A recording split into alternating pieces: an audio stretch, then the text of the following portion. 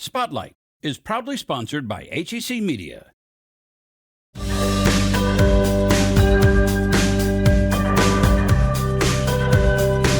Today on Spotlight, a group helping kids see their potential by teaching them how to ride a bike properly. Plus, find out how St. Louis critters caught on camera are adding to valuable information about urban wildlife. And then it's the 80th anniversary of the unusual World Series between the Cardinals and the Browns. But first, an instant New York Times bestseller asking, what makes us who we are? It's Sunday and you're watching the multiple Emmy Award-winning Spotlight.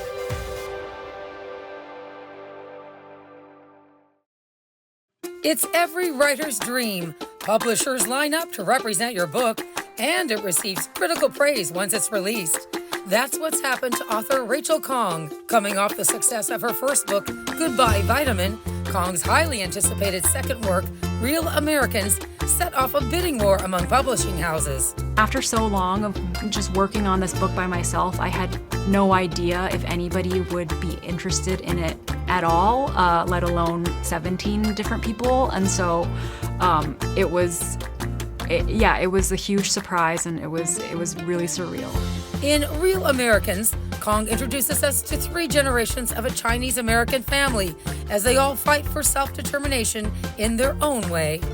I think each of the characters doesn't quite feel belonging in their lives, and that's a sense that I have had, growing up as an Asian American kid in sort of the various spaces that I've grown up in, and I think that belonging has always felt a little bit elusive to me, and I have wondered the reason for that, right? Like, who gets to feel belonging in America?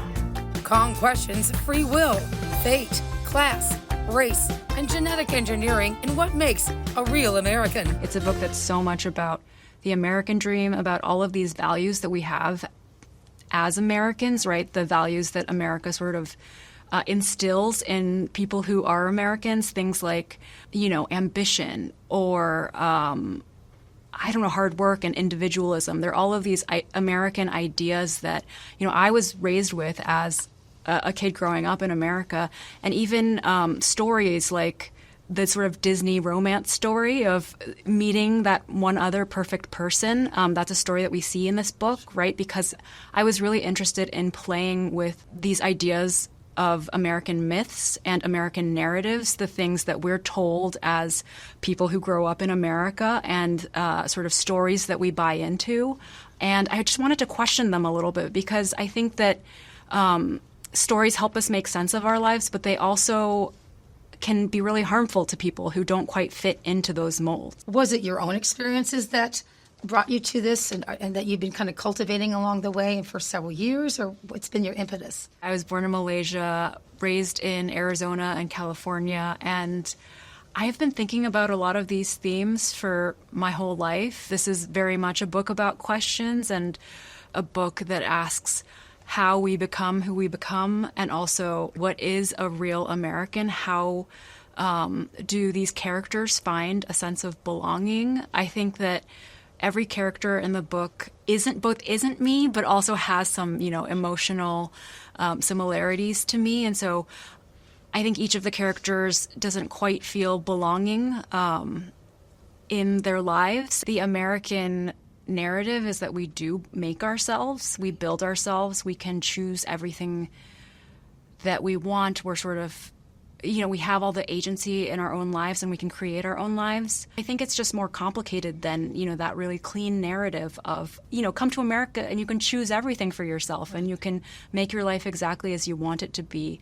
I think that choices are always made within a context, right? And choices are often limited by that context. And so that's really just an interest of the book itself, just those contexts that we all have. And I think that hopefully it's a push toward wanting to understand one another's contexts better and giving people sort of more grace. To find out why she says children of immigrants feel added pressure after coming to the States, watch the full interview at hecmedia.org. HEC Media. Recognized, celebrated, honored time and again for excellence in the industry. Find all of the award-winning content at hecmedia.org. I have two daughters, Lavender and Lotus. They like to play and learn new things like most other children, and they love to ride their bikes. These kids are learning there's more to riding a bike than just pedaling. They teach them how to repair the bikes, air up the tires, fix a broken chain, teach them the importance of wearing a helmet, and all the types of safety things that you need to know when riding. This is St. Louis Bee Works, a nonprofit organization giving kids an opportunity to discover their potential. What my kids are getting out of it is they're more confident. I'm more confident that they can ride their bikes and be safe. We live in West County, and sometimes it's not as easy to find a more diverse group. And so I was really excited when we showed up. I'm like, it's exactly what I was hoping for. The main idea behind starting the organization is to give the kids something to do after school, over the weekends, that kind of thing. And the bikes were kind of a natural vehicle to grab the kids' attention. Their premier program, Bicycle Works, is a 12-week program for kids 8 to 17 who can already ride a bike. Because we live in an urban environment, it's so important for them to learn the skills necessary to navigate the road and work around the cars and really be able to get somewhere on their bike. All of our bikes are donated to us. So we have a handful of drop-off locations around the metro area, and we have some great partners like the Alpine Shop, the Hub. They help us collect bikes from their customers, and then we will go and pick them up because we need a lot of bikes each year. Each class is 2 hours long. In the first 6 weeks, students learn about bike maintenance and safety skills. We'll go through the anatomy of a bicycle, flat changing, safety, making sure that they know how to work the brakes and shifting, and we teach them skills on bikes, how to maneuver their bikes really well. And then they learned like the hand signals, which I don't know, but whatever it is, I don't remember what they are anymore, but my kids know it. The next 6 weeks focuses on riding. We also have to coach them about balance, and we have to coach them about being able to maneuver and understand the rules of the road, and as simple as starting a bike. So we break it down to the bare minimum of that one. I don't know, I was like, I have some bad habits. We have a fruit highlight. We talk to them about making sure they drink enough water, especially in St. Louis when it's super, super hot during the summer. Once the kids successfully complete the program, they earn a refurbished bicycle, a helmet, a lock, and a light set free of charge. We've steadily been growing every year. And so with that staff, we've been able to rapidly expand our programs in more numbers of students. Part of that is we've outgrown this building, right? We've quickly outgrown this building. And so we had a space over at the Lemp warehouse complex that was storage for us. And unfortunately, the building had collapsed. Bicycle Works lost 800 bikes. It's a huge loss for us, right? It just couldn't have come at a worse time. The pandemic was, starting to come into full swing, and we were seeing demand for programs go through the roof, right? So everybody's kids were at home. We had people driving bikes up from Cape Girardeau. We had people bringing donations in from all over the place and helping us restock, the bikes that we needed to be able to operate. It remembers all the information that's been stored on the computer, so if you're trying to save something. Over the time, we've kind of evolved into other programs. The other main program we have is our Earn a Computer. In the first few weeks, we're into coding, we're into working with the hardware of a computer, we're teaching them binary code and how it's integral to every computer language. We also want them to prove that they learned something, so we have them create presentations, documents saying this is what we've learned. We teach them internet safety, we teach them how networks work.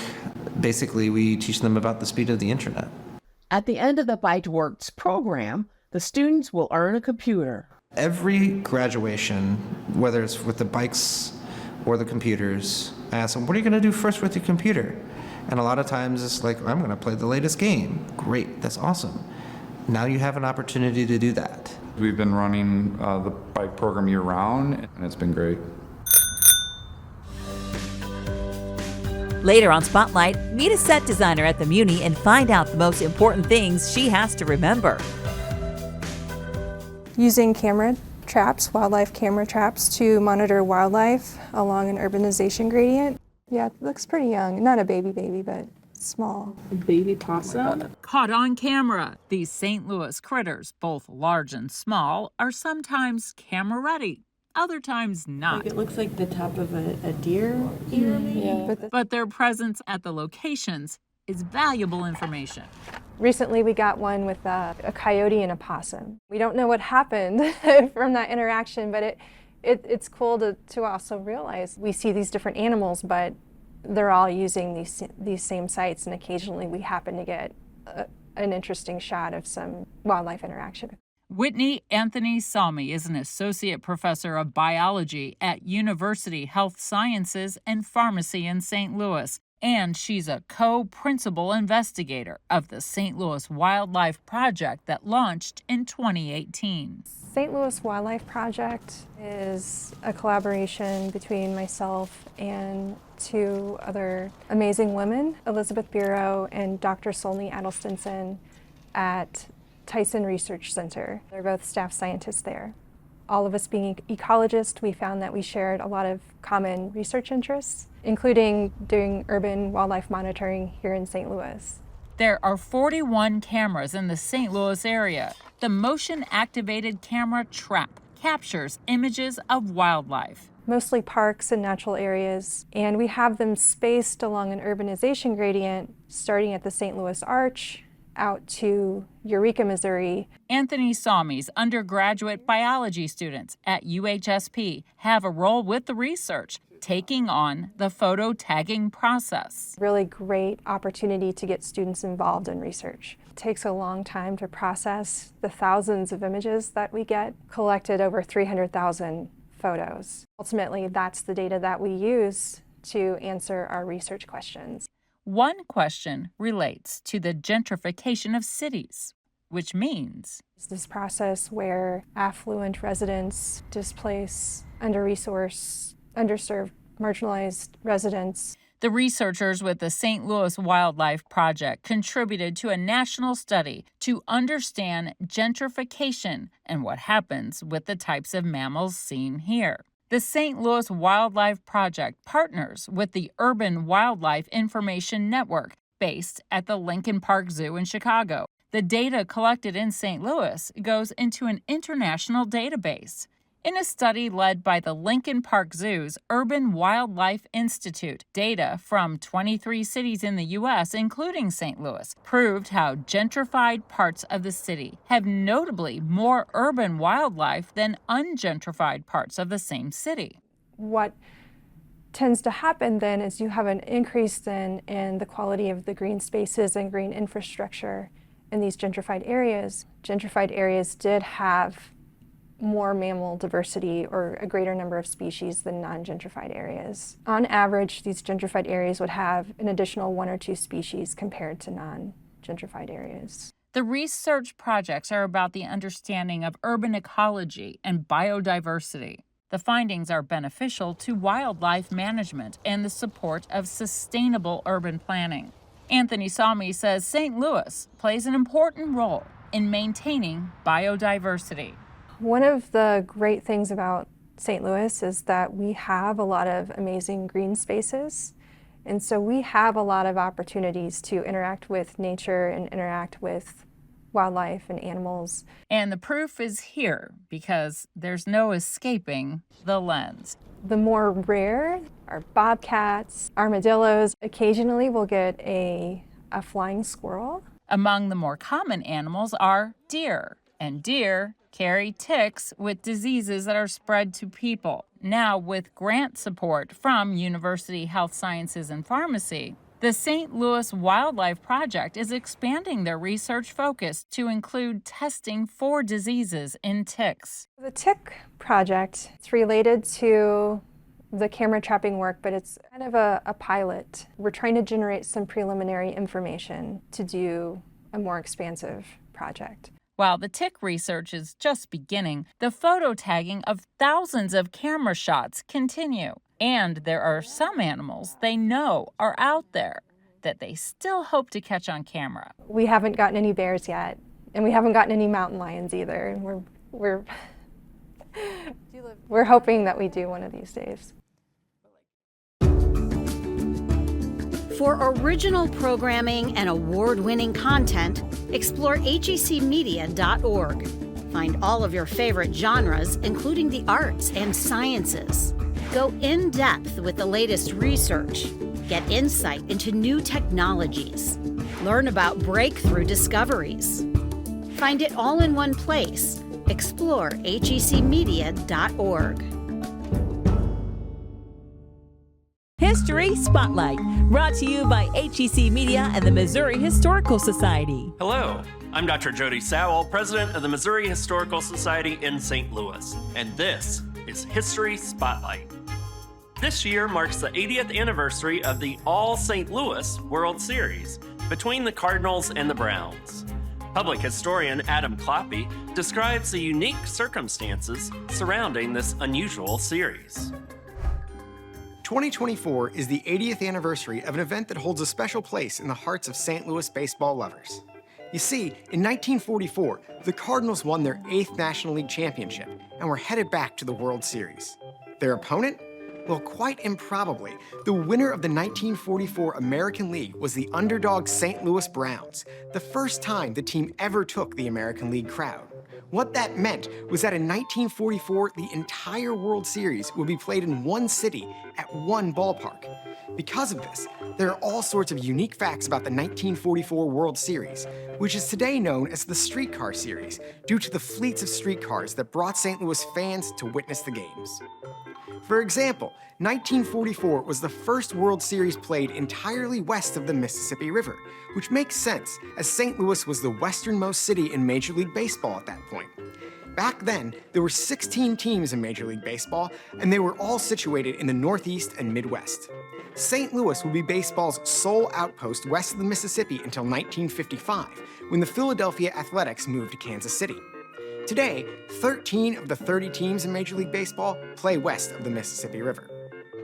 1944 also marked only the third World Series where every game was played at one stadium. In this case, that stadium was Sportsman's Park, home to both the Cardinals and the Browns. It was the last World Series played all at one ballpark until 2020, when COVID restrictions necessitated that every World Series game be played in one stadium. But perhaps the oddest fact surrounding the All St. Louis World Series is a story involving the managers of the Cardinals and the Browns. You see, for the 1944 season, Browns manager Luke Sewell and Cardinals manager Billy Southworth split an apartment at the Lindell Towers. There was a housing shortage, and since the Browns and Cardinals were never in St. Louis at the same time, the two managers figured they could just split the apartment with no difficulties. When one man was at home, the other would be on the road. They rarely even saw one another. As the season wound down, and the likelihood of an All St. Louis World Series grew, Sewell, who was in St. Louis with the Browns, eventually sent a telegram to Southworth asking what should be done if the Browns should clinch the American League pennant. Southworth, who was on the road with the National League leading Cardinals, sent a telegram back to St. Louis to Sewell saying, quote, "The Browns are going to win the pennant, so you go right ahead and stay in the apartment. I have rooms available at a hotel, and I'll just move in there when we return home," end quote. Apparently, though, the apartment brought no extra luck to Sewell and the Browns. The Cardinals ended up winning the World Series in 6 games, clinching their second championship of the 1940s and their 5th World Series title. The Browns would never win a World Series in St. Louis, and in 1953, the team relocated to Baltimore, ending the Browns' era of baseball in St. Louis. Next week on History Spotlight, how bloomers and bicycles paved the way for women to gain independence. To learn more about the Missouri Historical Society, visit mohistory.org. HEC has been bringing you positive programming and award-winning content for decades. Arts, education, culture, in-depth discussions, films, and more. All in one place, hecmedia.org. Welcome to the summer exhibition at the St. Louis Art Museum. Art and Imagination in Spanish America, 1500 to 1800. Highlights from the Los Angeles County Museum of Art's collection. It runs through September 1st, and to me, the reason that I am so excited about this exhibition is because LACMA has among the strongest, most interesting collections of this material anywhere in the United States. It's a way for us to share works of art that really aren't represented in SLAM's collection. So, as you may know, the museum has really a world-class collection of what we consider ancient American art. So works of art made in South and Central America up to about the year 1400. But we really can't tell the same stories that this exhibition is able to tell yet in our permanent collection galleries. And so we're excited to share what we hope are new and surprising works with our visitors. One of the aspects that we are most interested in sharing is letting people know more about the history of Spain and the Spanish Empire in North America, but especially South and Central America. So, as you may or may not remember from your history classes in school, even St. Louis was once a Spanish colony. Not for very long, just for a handful of years in the mid-18th century. But the land that we're standing on, and especially that of the western United States and the Southwest, were part of the Spanish Empire at a point. So one of the real themes of this exhibition is an idea of cross-cultural connections and encounters and exchanges.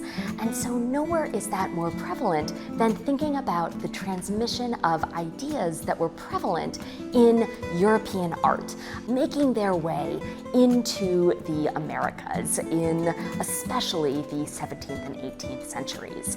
So many artists working in Spanish America, whose works are included in this show, drew inspiration from prints that they imported from Europe and used to create paintings of scenes of daily life, but then also especially religious paintings. I'd say a full third to a half of the works of art here have some religious content or context. And one of the really powerful things about the exhibition is the focus on the power that they have to transmit ideas of Christianity, but then also how the artists working especially in Mexico and Mexico City and the art academies there made these stories their own and really combined them with aspects of their pre-Hispanic faith to convey them to audiences living in the centuries after Spanish colonization. One of the most spectacular demonstrations of this cross-cultural exchange comes from a technique known as enconchado paintings, or decorative arts, where artists would take bits of mother-of-pearl shells and either encrust boxes or tables, or especially embed them into oil-on-canvas paintings. And so they're responding both to the imagery, say, of the Virgin of Guadalupe, but then reproducing her form in local materials. I hope you come and visit this exhibition because I think it is full of surprises. Mostly how Spanish America was a cultural hub, and the exhibition shows this through powerful works of art. I hope to see you here. For more St. Louis stories, subscribe to the HEC YouTube channel. Connect STL from HEC Media. The 2024 Muny season is in full swing. Last year, we had the chance to talk to the set designer for Beauty and the Beast about the responsibility and creativity of overseeing everything from the backdrops to the props.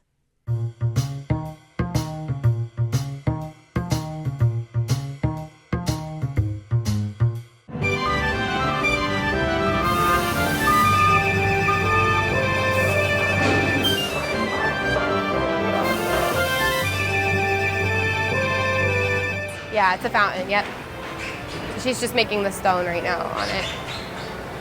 The set designer is responsible for building and creating the physical world. Anything visual that you immediately see when you walk into a theater is what we're responsible for.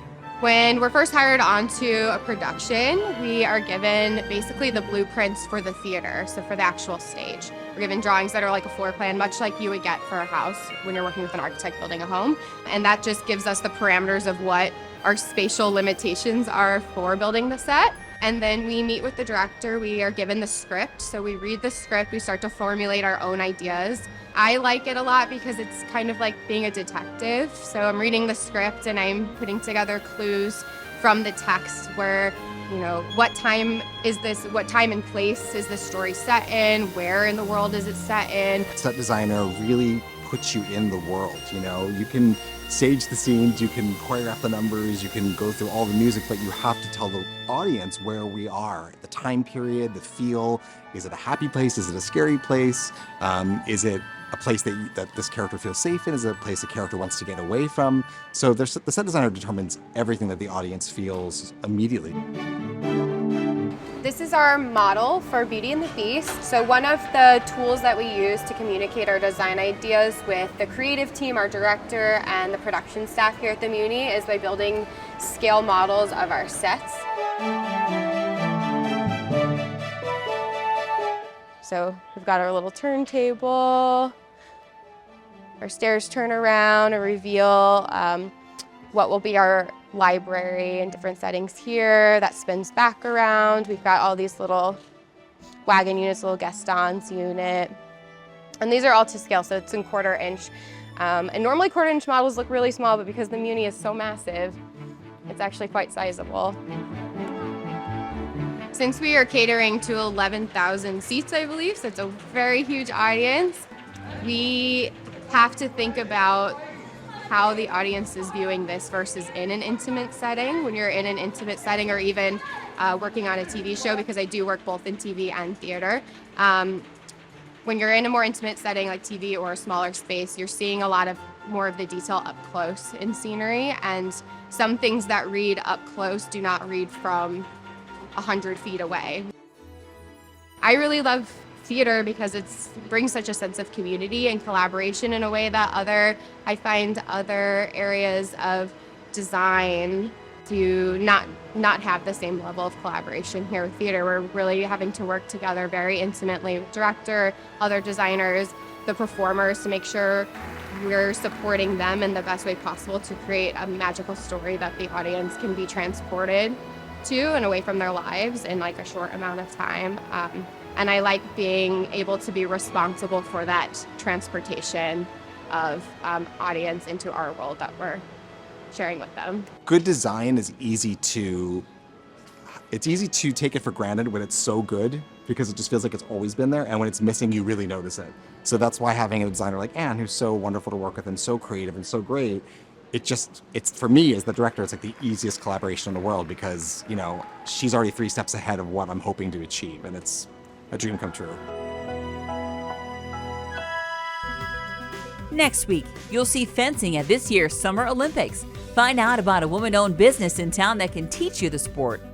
Plus, the 1904 Olympics, how St. Louis changed the games forever. Thanks for watching Spotlight. Join us next Sunday at 9:30 a.m. on KPLR 11.